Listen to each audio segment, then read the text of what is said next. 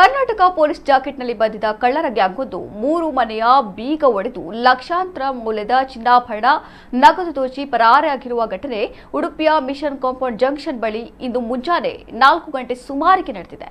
ಮನೆಯನ್ನೆಲ್ಲ ಜಾಲಾಡಿ ಚಿನ್ನ ಬೆಳ್ಳಿ ನಗದು ದೋಚಿ ಪರಾರಿಯಾಗಿರುವ ಗ್ಯಾಂಗ್ನ ಕೃತ್ಯ ಸಿಸಿಟಿವಿಯಲ್ಲಿ ಸೆರೆಯಾಗಿದೆ.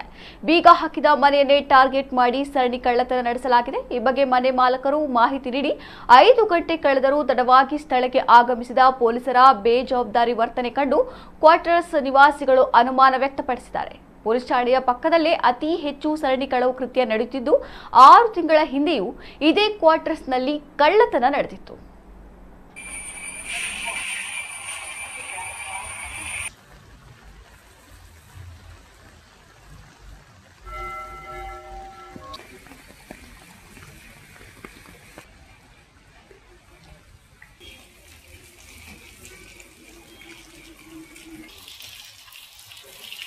ಗಡಿಗಡಿ ಆಗ್ತದೆ ಅಂದ್ರೆ ಮತ್ತೆ ಏನಾದರೂ ಡೌಟ್ ಬರ್ತದೆ.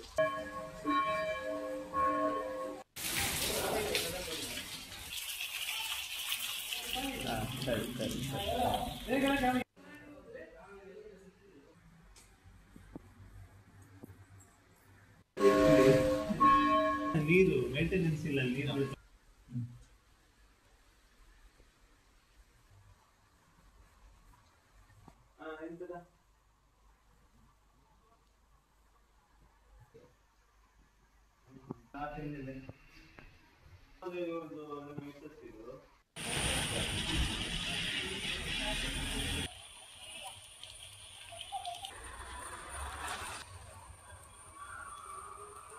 ಇದು ರೆವೆನ್ಯೂ ಕ್ವಾರ್ಟರ್ಸ್ ಅಲ್ಲಿ ನಿನ್ನೆ ರಾತ್ರಿ 4 ರಿಂದ 4:15 ಒಳಗಡೆ ಒಂದು ಕಳ್ಳತನ ಆಗಿದೆ. ಒಂದು 3 ಮನೆಗಳನ್ನು ಕಳ್ಳರು ದರೋಡೆ ಮಾಡಿದ್ದಾರೆ. ಒಂದು 6 ತಿಂಗಳ ಹಿಂದೆ ಹೇಗೆ ಇದೇ ಜಾಗದಲ್ಲಿ ಆಗಿತ್ತು ಅದೇ ರೀತಿಯಲ್ಲಿ ಇಲ್ಲಿ ಕಳ್ಳತನ ಆಗಿದೆ. 3 ಮನೆಯನ್ನು ಬಾಗಿಲು ಹೊಡೆದು ಒಳಗಡೆ ಎಲ್ಲ ಸಾಮಾನುಗಳು ಸೆಲ್ಲಾಪಿಲ್ಲಿ ಮಾಡಿ ಆಭರಣಗಳನ್ನು ಬೆಳ್ಳಿ ಚಿನ್ನ ಹಣವನ್ನು ನಗದು ದೋಚಿದ್ದಾರೆ.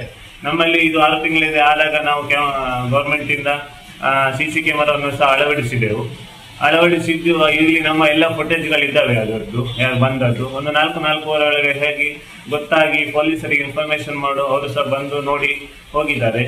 ಇಂಥ ಘಟನೆ ಪುನಃ ಇಲ್ಲಿ ಆಗ್ತಾ ಇದೆ. ಇದಕ್ಕೆ ನಮ್ಮ ಪೊಲೀಸ್ ಇಲಾಖೆ ಒಂದು ಒಳ್ಳೆ ನಿರ್ಧಾರ ತಗೊಂಡು ಅದಕ್ಕೆ ಕಠಿಣ ಕ್ರಮ ಕೈಗೊಳ್ಳಬೇಕು. ಅವರು ಬಂದಲ್ಲಿ ಶೈಲಿ ನೋಡಿದ್ರೆ ಜಾಕೆಟ್ ಅಲ್ಲಿ ನೋಡಿದ್ರೆ ಪೊಲೀಸ್ ಇಲಾಖೆಯ ಜಾಕೆಟ್ ಅನ್ನು ಹಾಕೊಂಡಿದ್ದಾರೆ. 3 ಜನ ಇದ್ರು ಅದರಲ್ಲಿ. ಹಾಗೆ ಬೀಗಗಳನ್ನು ಎಲ್ಲಿ ಹಾಕಿದ್ದಾರೆ ಗೊತ್ತಿಲ್ಲ, ಬೀಗ ಸಿಗ್ತಾ ಇಲ್ಲ. ಹಾಗೆ ನಾವು ಲಾಸ್ಟ್ ಟೈಮ್ ಇಲ್ಲಿ ರಾತ್ರಿ ಲೈಟಿನ ವ್ಯವಸ್ಥೆಯನ್ನು ಸಹ ಮಾಡಿದ್ದಾರೆ ನಮ್ಮ ನಗರ ಪಾಲಿಕೆಯಿಂದ. ಇದನ್ನೆಲ್ಲ ನೋಡಿದ್ರೆ ಜನರಿಗೂ ದಿನ ಭಯ ಹುಟ್ಟುತ್ತದೆ. ಇದಕ್ಕೆ ಪೊಲೀಸ್ ಇಲಾಖೆ ಶೀಘ್ರ ಕ್ರಮ ಕೈಗೊಳ್ಳೋದಕ್ಕಾಗಿ ನಾನು ಕೇಳ್ಕೊಳ್ತಿದ್ದೆ.